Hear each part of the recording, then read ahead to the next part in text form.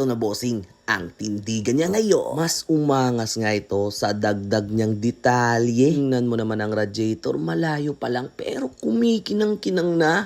Alam mo talagang sulit ang iyong pagkabili. Dahil kitang-kita naman sa tindig ni Pinky. Simpleng mga pyesa nga pero nagpapataba at nagpapasaya ng ating mga puso.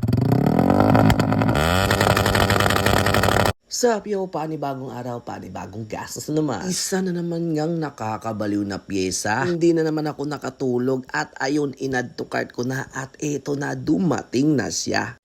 Kinakabit na nga ang radiator pang NMAX. Kasyang-kasya nga pala ito sa NMAX B1 at V2. Ang kagandahan dito ay no need mo na ang itornilyo kasi napakakapit ang adhesive nito. Tingnan mo bossing kung gaano kaganda yan. At eto namang susunod na pyesa ay isang fender garnish. Ang NMAX din nga ito at meron din pang ibang motor. Naakala ko pa nga ay kukunin pa ang tornilyo. Pero mali pala tayo kasi ididikit lang din to. Gamit ang napakakapit na 3M adhesive. Sasakto mo lang nga siya dito sa butas. Ang napili kong ang kulay ay silver na may carbon forge para bagay din dun sa ating radiator cover. Huwag kayong mag-alala bossing, napakakapit niyan at hindi yan basta-basta natutuklap. Ito yung mga klaseng pyesa na nakatipid ka na may dagdag detalye pa. Kumbaga sa iba tinatawag nila itong mga borloloy. Pero syempre sa ating mga lalaki ay kasiyahan na ito. Ito bossing, tingnan mo kung gaano kalinis at bagay na bagay din nga sa ating decals. Kasi meron din nga itong parang lightning na design. Huwag kayong mag-alala kasi napakamura lang ito. Nandyan lang sa akin yung TikTok shop. Yun, ididikit na nga natin ito dito kay Pinky. Meron din pang ibang motor nito katulad na lang ng Aerox. Napakadali, less hassle at plug and play pa. Bagay na bagay nga ito kay Pinky mga bossing. Yun, nakabit na din natin mga bossing at tingnan nyo kung gaano yan kaganda. Bagay na bagay din sa decals, di ba? Murang-mura lang yan pero alam nyo na,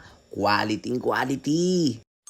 Ito nga, sinukat nga natin ulit itong radiator cover. Ang ginawa nga natin ay may tinabas lang tayo para mag-insakto nga ito. Meron ngang sobrang acrylic. Kaya ito, pinatabas natin sa mekaniko at ito na, kinakabit na niya. At ito na bossing, ang tindigan niya ngayon. Mas umangas nga ito sa dagdag niyang detalye. Tingnan mo naman ang radiator, malayo pa lang pero kumikinang-kinang na.